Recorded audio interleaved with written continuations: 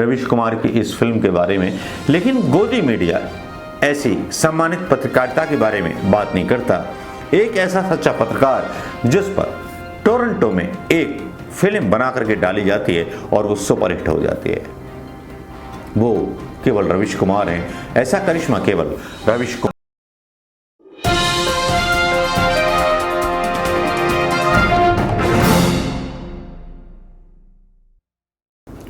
दोस्तों नमस्कार, मैं मनोज कुमार शर्मा। आज कोई सियासती बात नहीं होगी, आज कोई ऐसी बात ना होगी जिस पर मोदी के ऊपर तोहमत लगाई जाएगी, लेकिन ऐसे एक पत्रकार के बारे में बात करना बहुत जरूरी है दोस्तों, जिसने इस हिंदुस्तान की जो है पत्रकारिता के तौर पर लाज बचा रखी है। जी हाँ, बात करूंगा रवीश कुमार की, उस रवीश कुमार पर जो रवीश कुमार सच के अलावा कुछ नहीं बोलता। लगता है जैसे उन्होंने शपथ खाई हो हिंदुस्तान के संविधान की, मैं सच बोलूंगा, सच के सिवा कुछ नहीं बोलूंगा। ये वो जलवा है रवीश कुमार का जो टोरंटो तक धूम मचा देता है, जिस टोरंटो तक जो है ना तो अर्नब गोस्वामी, ना मोदी, ना गोदी मीडिया का कोई पत्रकार उन ऊंचाइयों को छू पाता है। आज रवीश कुमार की बात मैं राजनीति से हट करके, कंट्रोवर्सी से हट करके, किसने किस पर क्या आरोप लगाए उस पर बात नहीं करूंगा।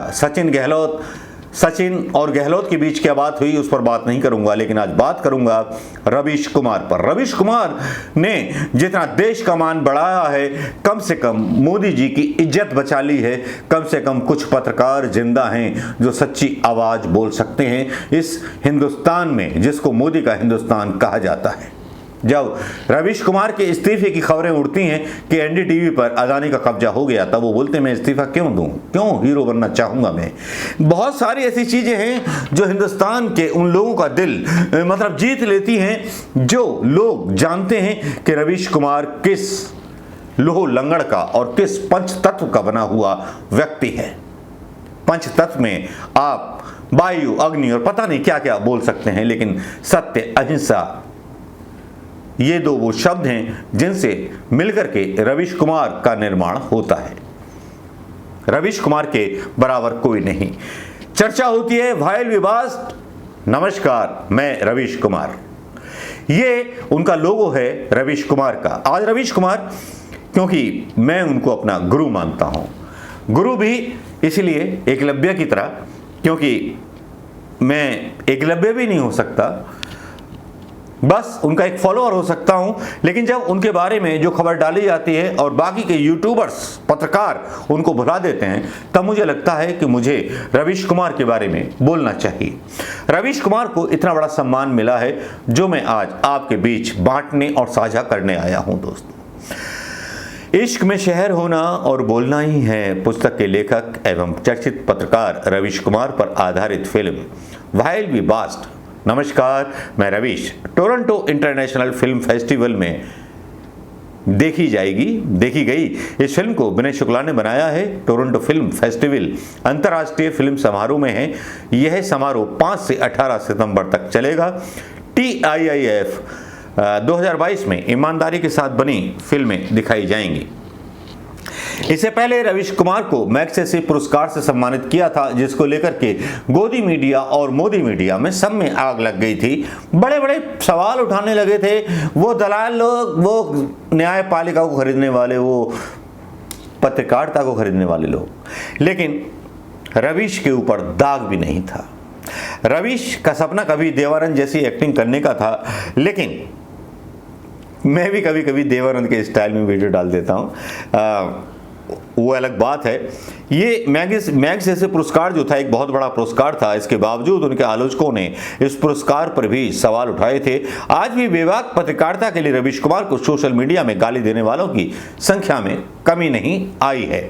वहीं रवीश को पसंद करने वालों का कहना है कस्तूरी की महक छुपती नहीं है। टोरंटो फिल्म फेस्टिवल में एनडीटीवी के एंकर रवीश कुमार पर आधारित फिल्म को शामिल होने पर तरह तरह की प्रतिक्रिया आ रही हैं, बहुत सारी प्रतिक्रिया आ रही हैं, और लेकिन अभी तक भारतीय जनता पार्टी के नेकर में अभी आग लगनी बाकी है। अब आग लगनी बाकी है, इस आग को हम लगा देते हैं। रवीश के ऊपर बनी हुई फिल्म पर टोरंटो के उस हॉल का क्या हाल था जहां ये फिल्म दिखाई जानी थी। एक पत्रकार की आंखों देखी कहानी यहां सुनाना चाहूंगा।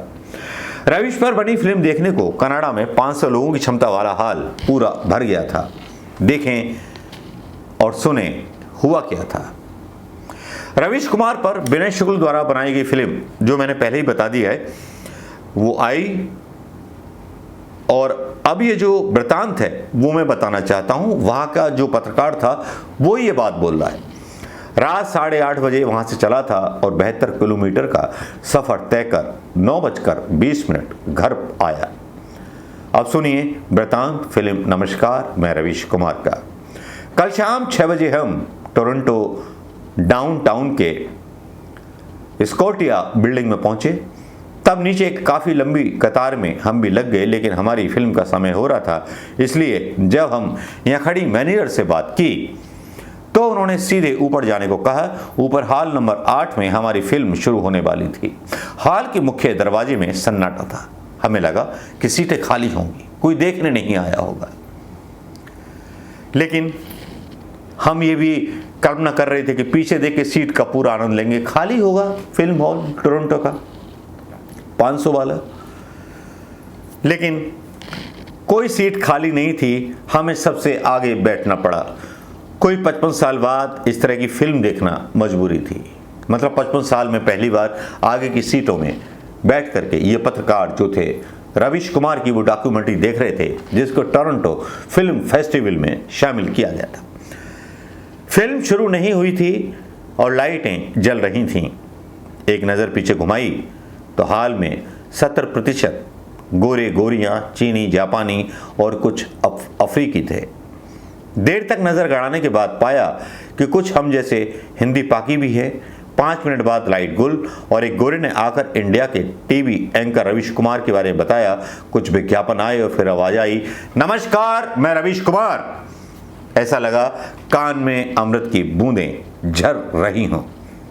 गोरों के मुल्क में हिंदी की आवाज सुनना अपने आप में एक सम्मान की तरह था।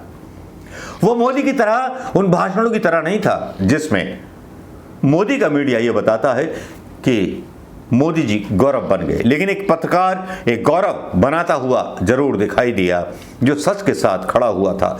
दिल्ली के ग्रेटर कैलाश स्थित एनडीटीवी का ऑफिस दिखा। प्रियदर्शन, निधि कुलपति, सुशील मोहपात्रा, सुशील बहुगुणा उसमें दिखाए गए। उसके बाद शुरू हुई ये फिल्म 2014 से 2019 के बीच के काल की है। देश में एक ऐसा माहौल है जिसमें ना रोजगार है, ना लोक कल्याण है, ना किसी को इस माहौल पर टिप्पणी करने की इजाजत है। ये आज़ादी है।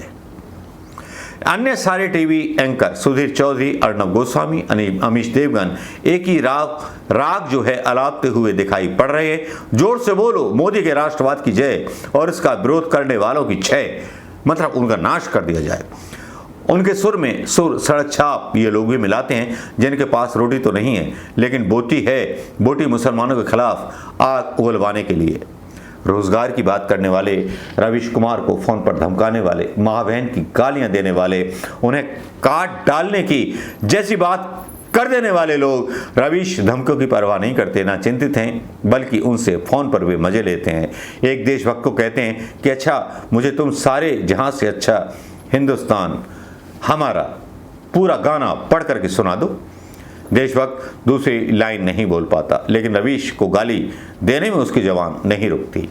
अरवन नक्सल के नाम पर उत्पीड़न और उमर खालिद की गिरफ्तारी पर सुशील बहुगुणा, मोहपात्र कोई इनपुट नहीं दे पाते, क्योंकि एनडीटीवी का कोई भी स्रोत सूचना नहीं देते। लेकिन सुधीर और अर्नब दे दनादन इन राष्ट्रद्रोहियों के उनके किए हुए सजा के लिए सरकार से सजा मांगते हैं।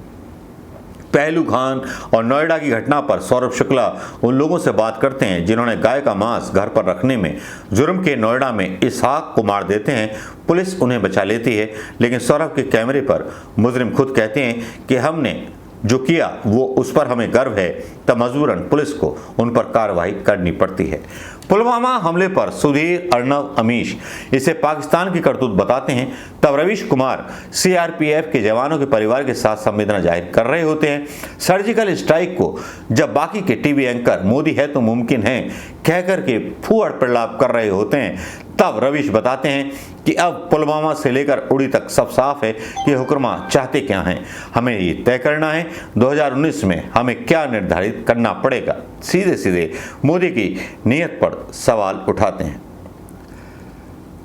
संतोष सिंह एक पत्रकार हैं, वो लिखते हैं, मैं रवीश कुमार अब ये शब्द टीवी स्क्रीन से निकलकर 70 mm के पर्दे पर पहुंच गया है। जी है, आज भारतीय समय अनुसार सुबह 3 बजे रवीश कुमार की पत्रकारिता जीवन पर आधारित फिल्म टोरंटो फिल्म फेस्टिवल में रिलीज हो गया। हिंदी पत्रकारिता के लिए और हिंदी माध्यम से पत्रकारिता करने वाले पत्रकारों के लिए ये बेहद ही गौरव का क्षण था। उम्मीद करते हैं ये फिल्म भारत के सिनेमा हॉल में भी जल्द देखने को मिलेगी। शुक्रिया रवीश कुमार। उम्मीद करते हैं ऐसे लोगों जिनकी लड़ाई आप चिट्ठी छांटने के दिन से लड़ रहे हैं, वो फूले नहीं समा रहे, लेकिन वो अपनी इस खुशी को अपने पति के सामने, पिता के सामने, भाई के सामने और परिवार और नाते रिश्तेदारों के सामने खुलकर व्यक्त नहीं कर पा रहे हैं, क्योंकि इनकी आदत में शुमार नहीं है। वैसे रवीश, अब बहुत हुआ, कुछ दिन अपनी ज़िंदगी भी जी लीजिए, क्योंकि ज़िंदगी रंगमंच है। यहाँ हर एक को नाटक करना पड़ता है। माचिस की ज़रूरत यहाँ नहीं पड़ती, यहाँ आम आदमी से जलता है। बहुत सारे रिएक्शंस आते हैं रवीश कुमार की इस फिल्म के बारे में, लेकिन गोदी मीडिया ऐसी सम्मानित पत्रकारिता के बारे में बात नहीं करता। एक ऐसा सच्चा पत्रकार जिस पर टोरंटो में एक फिल्म बना करके डाली जाती है और वो सुपरहिट हो जाती है, वो केवल रवीश कुमार हैं। ऐसा करिश्मा केवल रवीश कुमार ही कर सकते हैं और कोई नहीं कर सकता। रवीश कुमार के अलावा किसी और की कल्पना करना बेकार है, क्योंकि रवीश ही वो है जो मोदी का गिरबान पकड़ सकते हैं। रवीश ही वो है जो अमित शाह का गिरबान पकड़ सकते हैं, क्योंकि रवीश ही वो है जो गुजरात के दंगों पर सवाल इस सरकार से पूछ सकते हैं, ईडी आईडी के डर के बिना, क्योंकि उनके ऊपर ईडी आईडी का कोई केस इसलिए नहीं लगता है क्योंकि वो रिश्वत या कोई गलत पैसा नहीं कमाते हैं। ईडी आईडी को रवीश कुमार के खिलाफ कोई सबूत नहीं मिलते हैं। नमस्कार, जय हिंद दोस्तों।